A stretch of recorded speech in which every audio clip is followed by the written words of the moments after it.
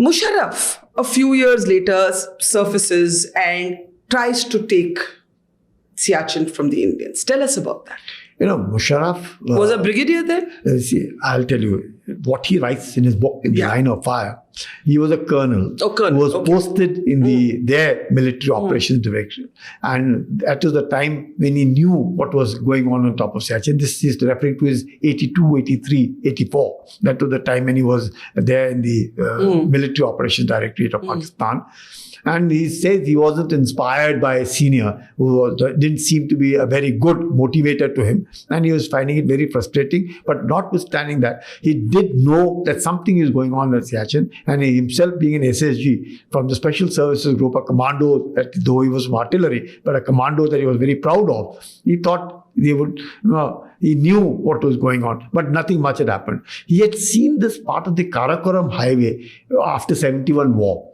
After 71 war, he had probably driven on the jeep or something. He said it took him many days and weeks. And he also mentioned that the places below Siachen on their side of the Saltoro ridgeline, they could climb in one day. It would take us about 6-7 days to reach the heights of the Saltoro ridgeline. It would be for one.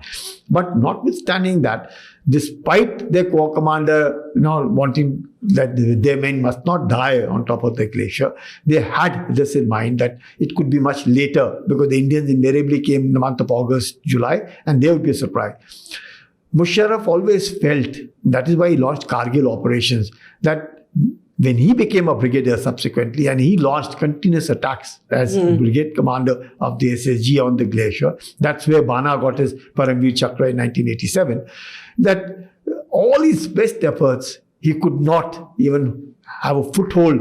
Siachen to Buljo, so even on the Saltoro ridgeline. So that is where he felt humiliated, probably felt bad that that SSG, that commando thing that he always thought that he was, number one and nobody could beat him. He had lost the plot.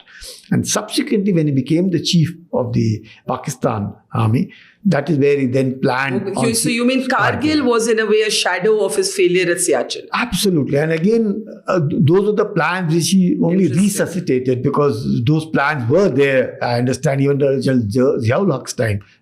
But they didn't want to do it, not very sure how it would all be. And definitely, I think his predecessors knew probably better than him that it would not be possible for the Pakis to win Kargil. And he himself later admitted that he did not expect the Indian troops to climb up in the fashion and be able to face bullets despite whatever it is and then be able to push back the Pakistani troops.